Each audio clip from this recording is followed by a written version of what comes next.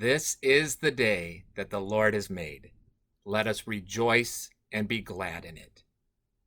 Hello and welcome to the worship of God with the First Presbyterian Church in South St. Paul, Minnesota.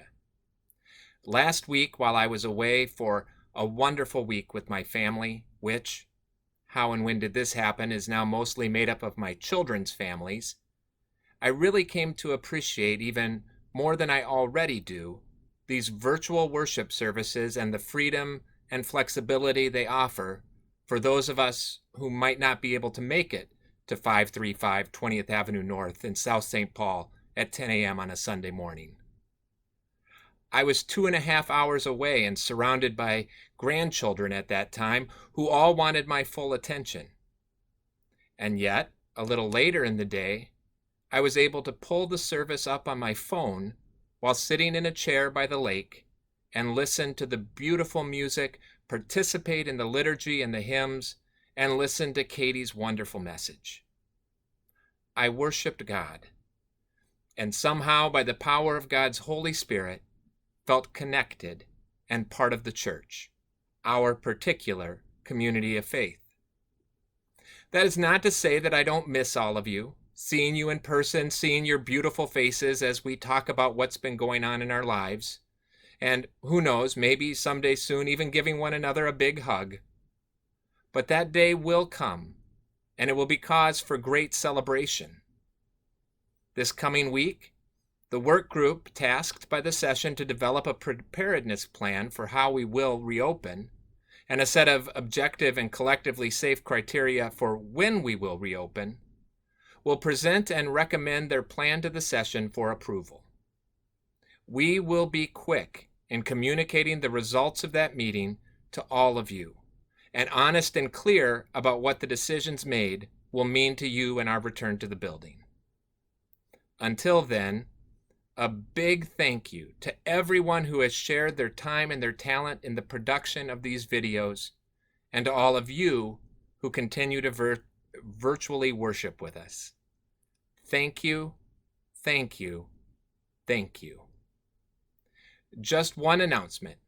If you haven't already, please prayerfully consider a financial gift to our mission of the month, Neighbors Incorporated. As August would typically be marked by our Undies Sundays, where we collect packages of new underwear to be distributed to clients of Neighbors, the Mission Committee thought what better time to raise money for this local social service agency serving Northern Dakota County and all the exceptional work that they do. You can either mail in your donation, put it in an envelope, and drop it into the locked mailbox outside of the main doors of the church, or give electronically through our online giving. In all cases, make sure to note Neighbors Incorporated in the memo line. And of course, it goes without saying, an emphatic reminder that the building may be closed, but the church remains open.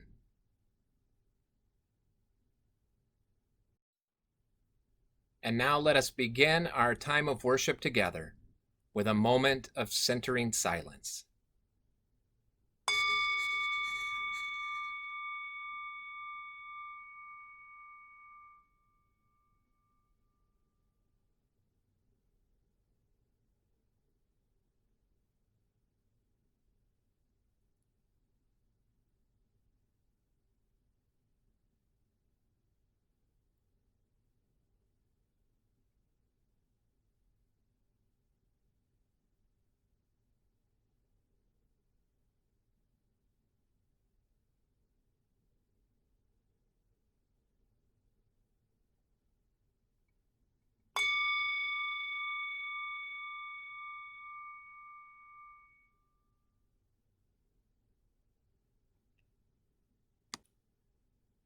And now let us join together in our call to worship. We enter a virtual gathering space once again this day. We worship together in spirit and in truth, though not in person. We pray, sing, and listen to God's word, despite the uncertainty that pervades our community. We trust in Christ's peace, a peace freely given, despite our doubts and fears. We know that the Holy Spirit is among us, blowing with a hopeful wind of change. We feel the presence of God, the one from whose love we can never be separated. We open ourselves to God's leading in this time of transformation. We experience the joy of new beginnings when we celebrate God's faithfulness and desire for our wholeness.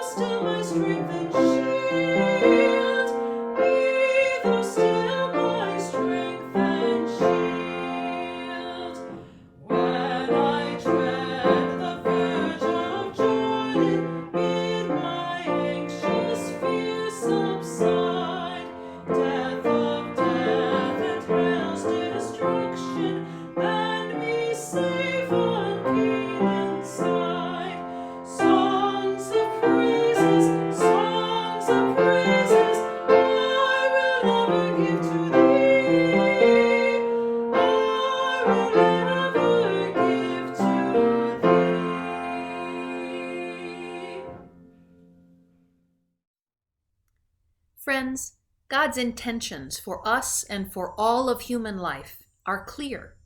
God's judgments are in all the earth. We violate God's purposes at our own peril, cutting ourselves off from the community of faith and the love of God. But God is always seeking us out, finding us, and bringing us home. Let us recognize God's work among us and ask God for the forgiveness we crave. Let us pray together today. We confess our struggle to be transformed into disciples, God of mystery. The desires of the world would shape us into people you would not recognize. The demands of our society pull us away from your heart. Our culture values the rich, the powerful, and the successful, but you are on the side of the weak, the poor, the outcast, and the oppressed. Forgive us, merciful God, for looking for you in the wrong places. Reawaken us with your voice that calls us to service. Revive our weary hearts with your vision of a new creation. Refresh our fatigued spirits, that we might boldly claim Jesus as our Lord and Savior, and go forth to serve your people in Christ's name. Amen. Join me now in our reminder of God's grace. God is merciful and gracious, full of forgiveness, abounding in love, and overflowing with blessing. Let us receive the gift of forgiveness and live this day with new hope and the strength to love.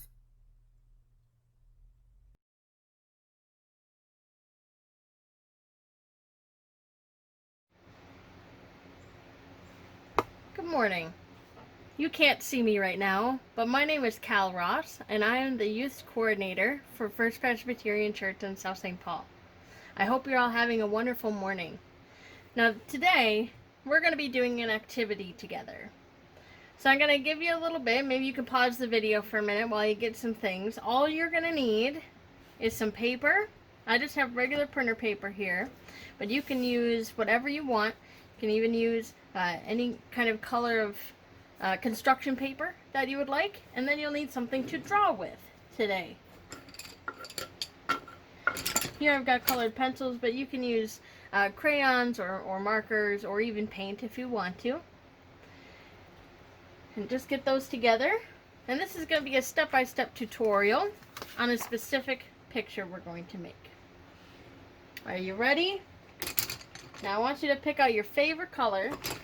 Mine is purple. Let me see if I can get the purple one out. There it is. Purple.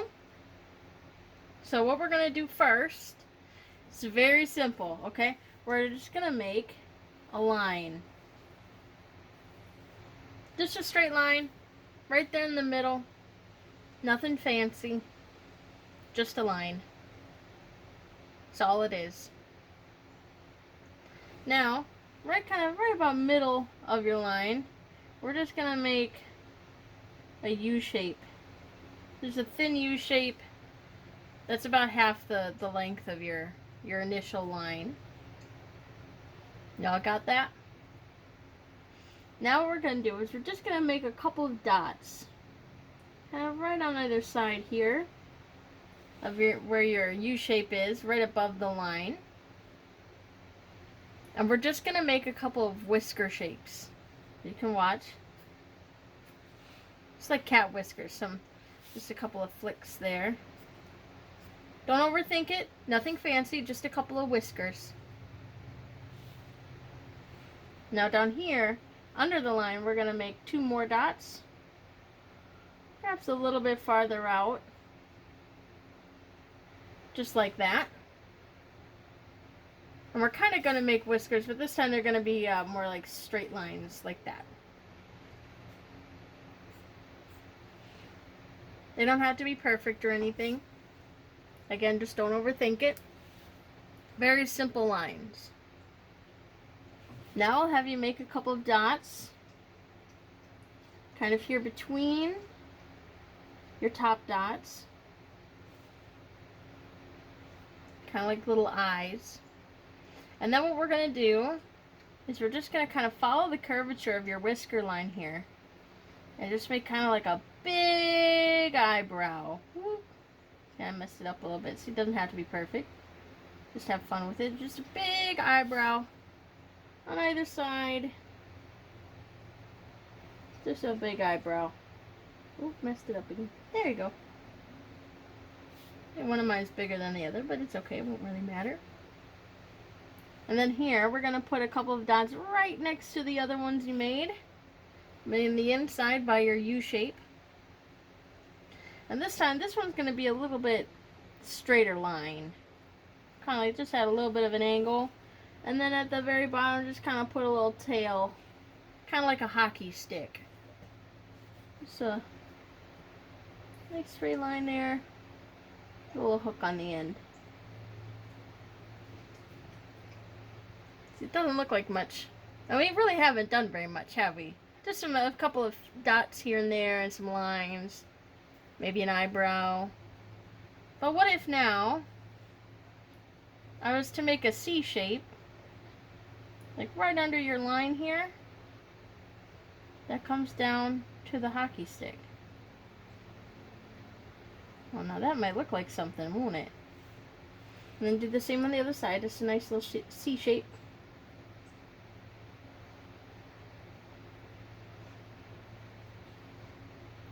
And then we'll do the same up here. We'll just, right at the end of your eyebrow, come down and make a C shape down to your very first line.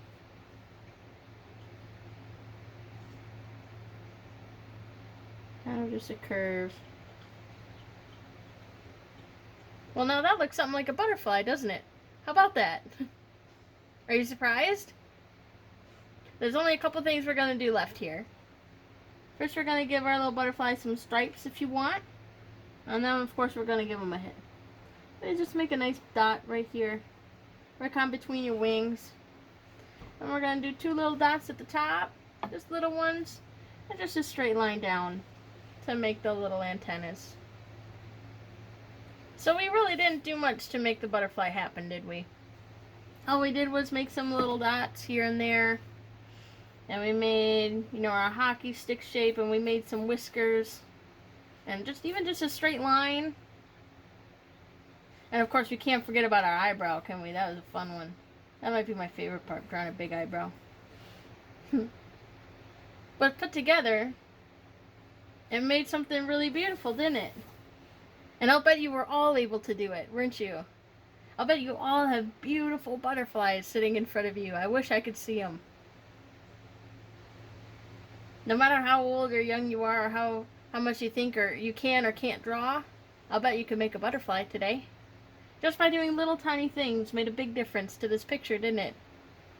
You can't have the butterfly with any of these shapes missing, could we? Now we'll just do a couple more things here. Pick your second favorite color out of what you have. Or maybe I'll do like a blue color. And we're just going to kind of draw in our butterfly a little bit.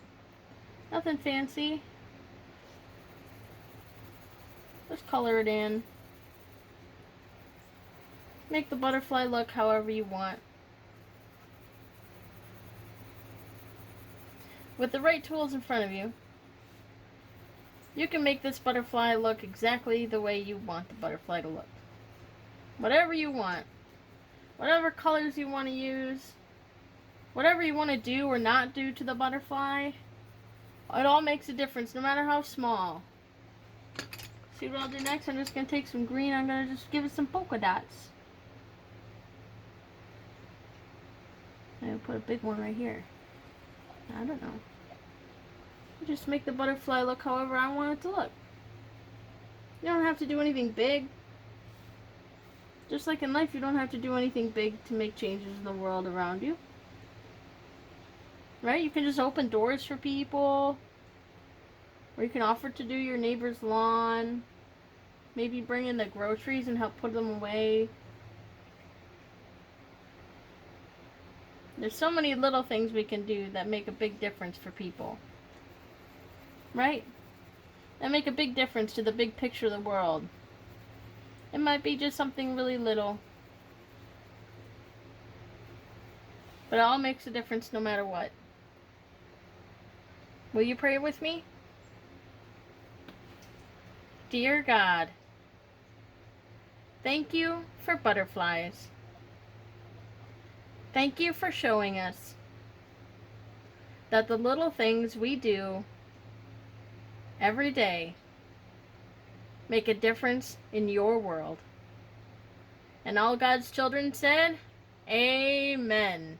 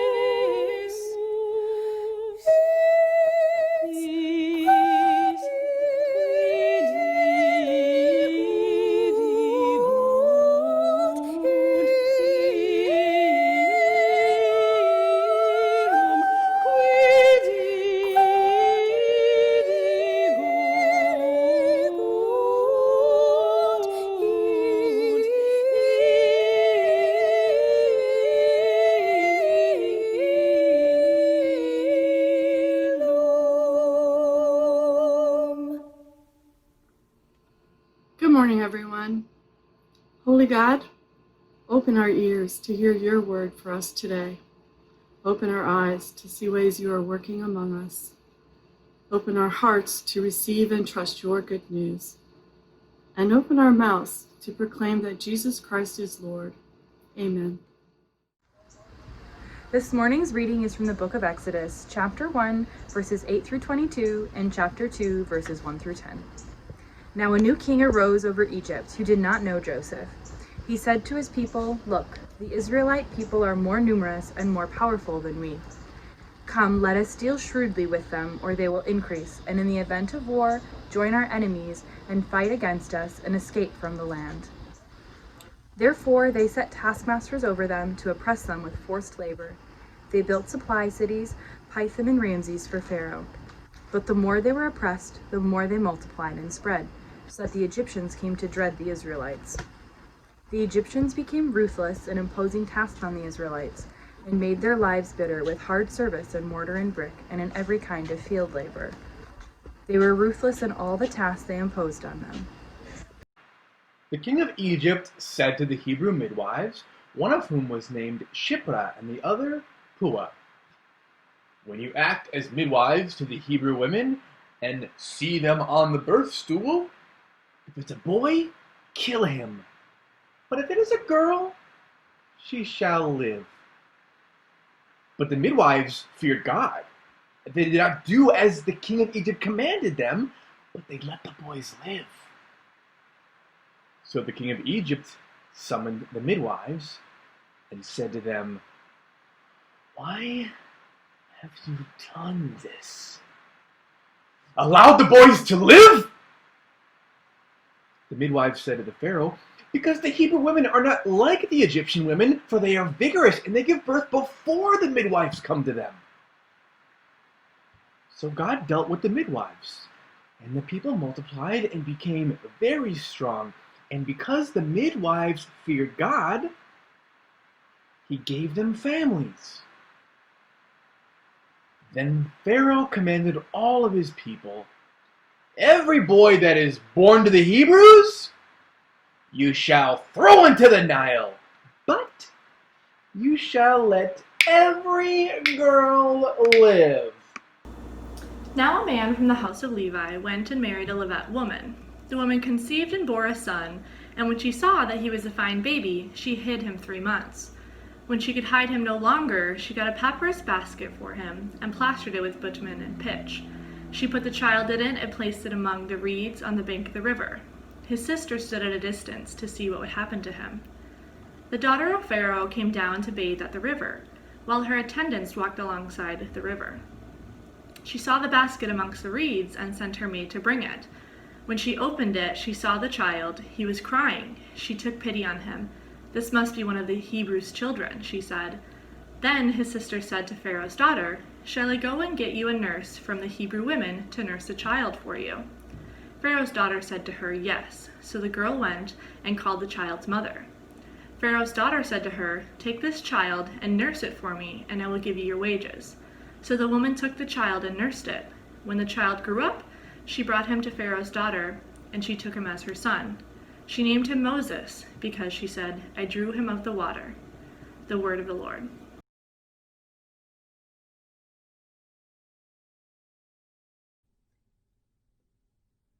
On the same day, in October 1989, 43 infants are inexplicably born to random, unconnected women who showed no signs of pregnancy the day before.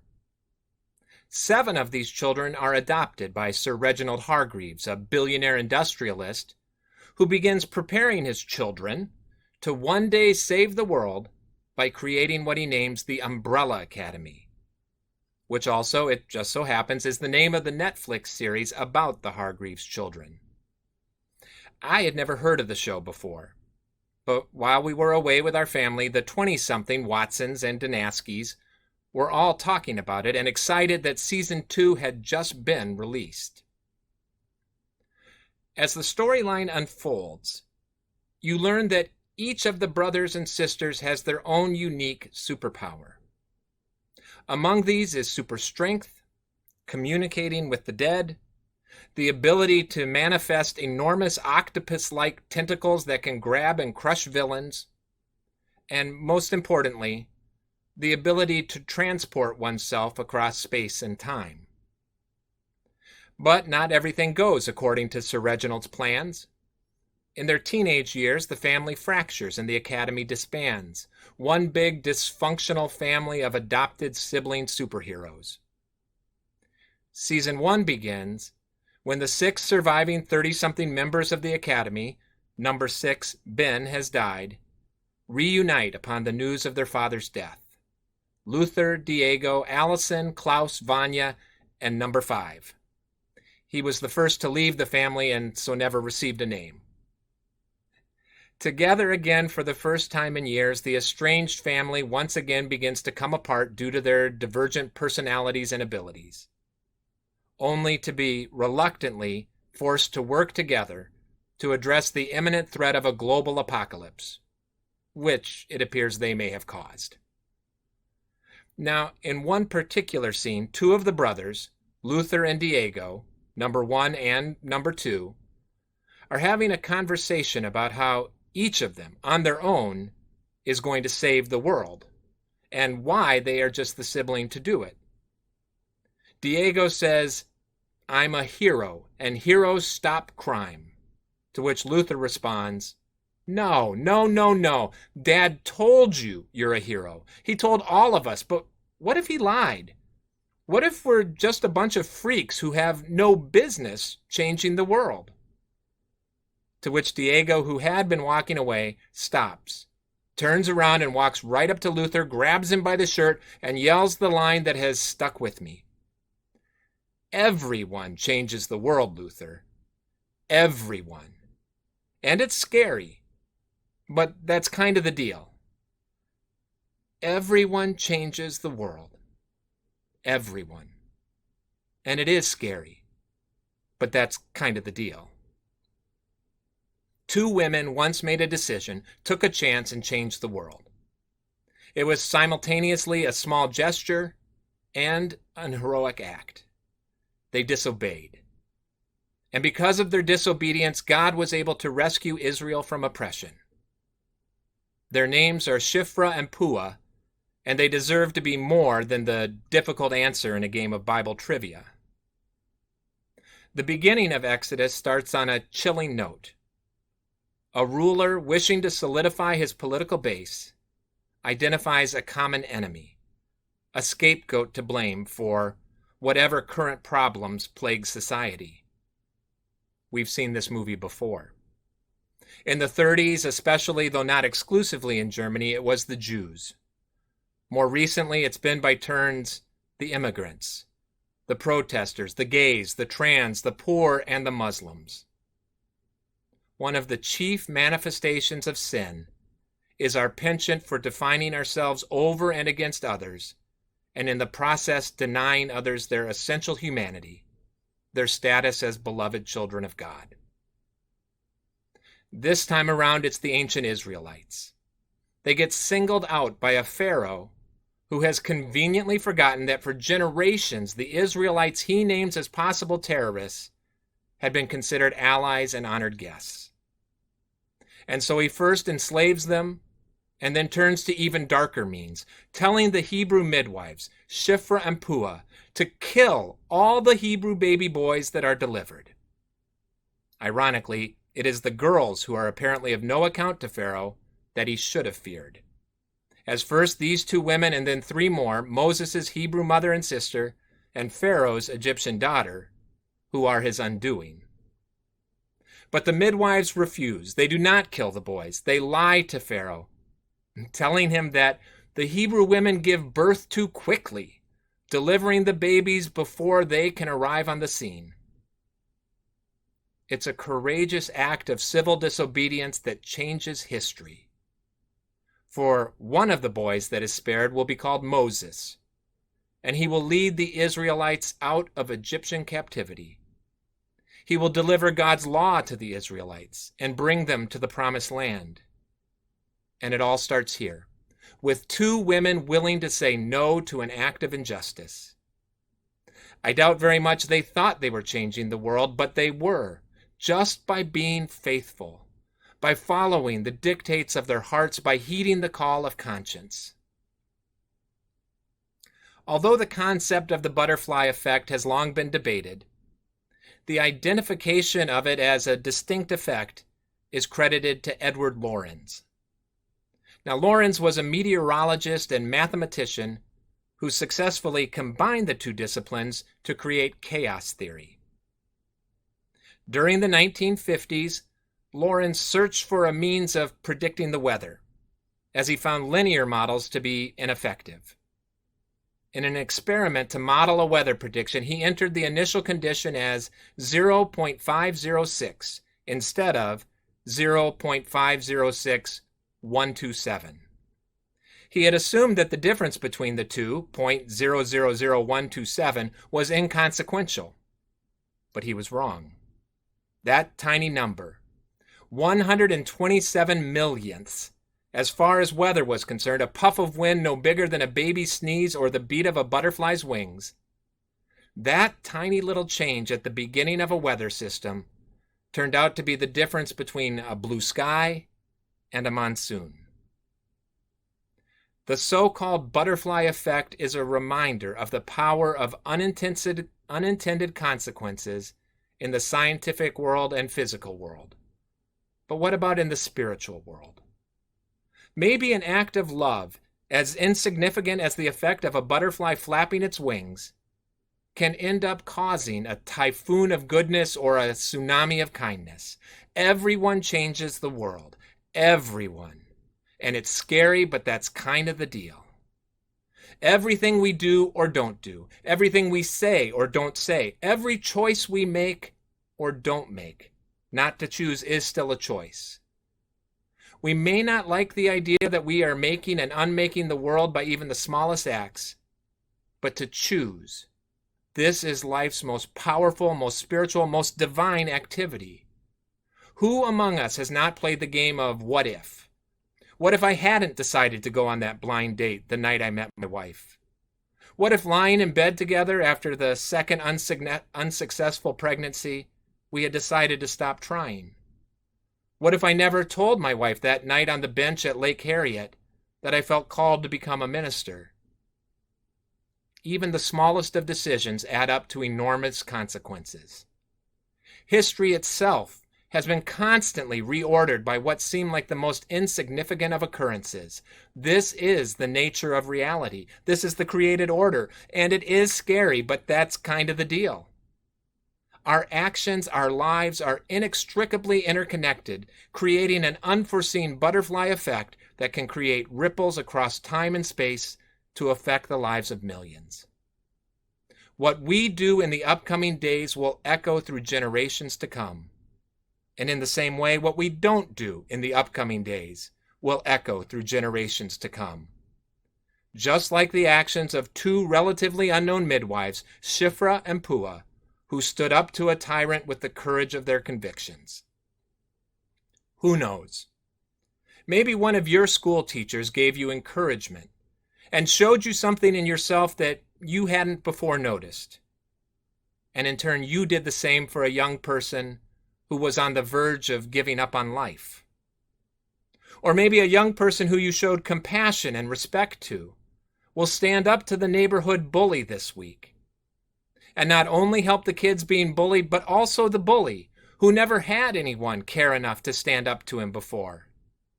And in turn, maybe he'll go on to be a police officer who protects the vulnerable. Or maybe one of you will be moved to volunteer, to read to kids at the local library, and one of those kids will discover a passion for language and will grow up to be the poet laureate. Or maybe something you say will shape the career choice of someone, and they will go on to discover a vaccine that will save hundreds of thousands of lives. Or maybe the way you live out your faith will encourage someone who hadn't been to the church in ages to start attending and participating and become someone who leads the church into a future where it lives up to its prophetic and subversive calling. Or maybe, or maybe, or maybe.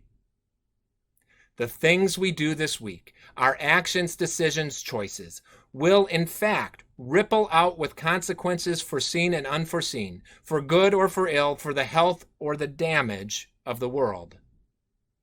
That question isn't whether, but what. What will we do this week to make a difference in the world? Some of these actions may be big, bold, and courageous. Others may seem small, insignificant, and hardly even noticeable. And yet they all have the potential to ripple out, affecting countless lives. 5,000 years ago, it was Shiphrah and Puah, quietly standing up to a bully and tyrant, that saved the life of the one who would be called by God to liberate the Hebrew people from slavery and oppression and lead them to the promised land. Who knows whom it will be today, this week, this year? Maybe you. Everyone changes the world. Everyone. And it is scary, but that's kind of the deal. The question is, how will you change it? By your despair, busyness, and apathy? Or by the courage of your convictions, your compassion, your love, and your faith in the providential goodness of God? Everyone changes the world. And to God alone be all the glory. Amen.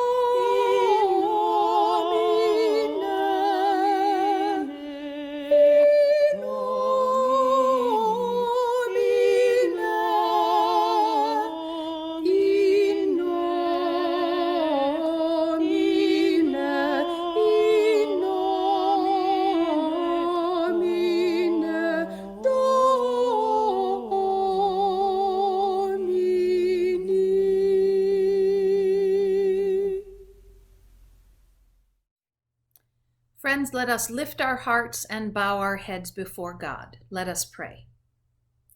Life-giving God, you equip your people with gifts to work for your kingdom, bringing justice and peace to every land and community. Through your Spirit, O God, you give the gift of prophecy. Help us to use this gift to speak words of justice and truth into situations where people are exploited or treated unfairly. Guide our actions so that we might influence change for good in the world and bring hope to those who are hopeless. You give the gift of serving, O God, in the example of your Son, Jesus. Help us to use this gift to serve those who have been cast aside by the powers of structure and privilege. Increase our awareness of injustice and our dedication to work with those who suffer its effects. May the abundance we share in our country touch every life and community in this land. God of wisdom, you give the gift of teaching. Help us to use this gift to ensure that every child has access to education and opportunity. Be with every teacher and every student in the coming months as schools adapt to the challenges of COVID-19. Support creative teaching and diligent learning in every school, every home, and every place where learners exist. God of hope, you give the gift of encouragement. Help us to use this gift to hearten all those who are struggling in these difficult days. Bless us with words and actions that bring comfort to all who mourn, to those coping with mental or physical illness, and to any who feel isolated or left behind. God of purpose and of promise. You give the gift of leadership. Help us to use this skill to build up our communities and model respectful ways of living and loving. Show us how our churches can be places of support within our neighborhoods, communities, and cities. Encourage us to step up and do our part in Christ's name. God of love, you give the gift of kindness. Help us each to be kind to any who cross our paths, even those who anger or upset us. Teach us to be forgiving and reconciling in all of our relationships. God of all good gifts, you give us the greatest gift in Jesus Christ, your Son and our Savior, and we gather all our prayers together and give voice to them as one, using words he first taught his disciples so long ago, as we pray together. Our Father, who art in heaven, hallowed be thy name. Thy kingdom come, thy will be done, on earth as it is in heaven. Give us this day our daily bread, and forgive us our debts, as we forgive our debtors. And lead us not into temptation, but deliver us from evil. For thine is the kingdom, and the power, and the glory forever. Amen. In thanks for all we have received, in gratitude for the privilege we have in sharing, remembering all who are in need, we present our gifts and offerings this day as part of our service of worship. You may mail or drop off a check to the church, or use our electronic means of giving at the church website. Both those addresses are beside me on the screen. Friends, every gift is welcome.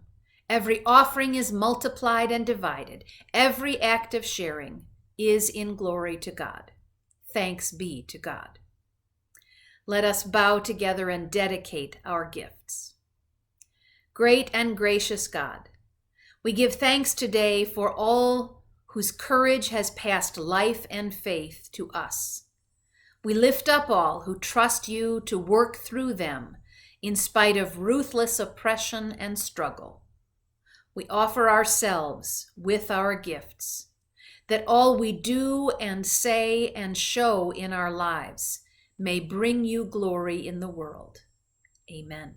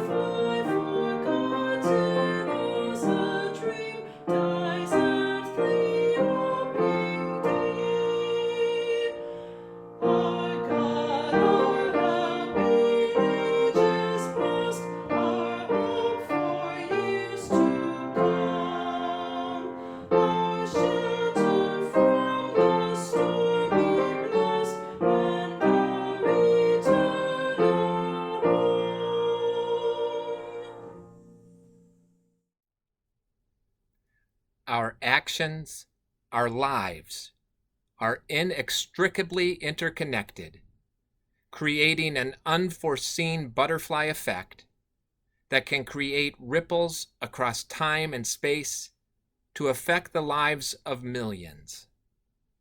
What we do in the upcoming days will echo through generations to come. And in the same way, what we don't do in the upcoming days will echo through generations to come. Everyone changes the world. Everyone.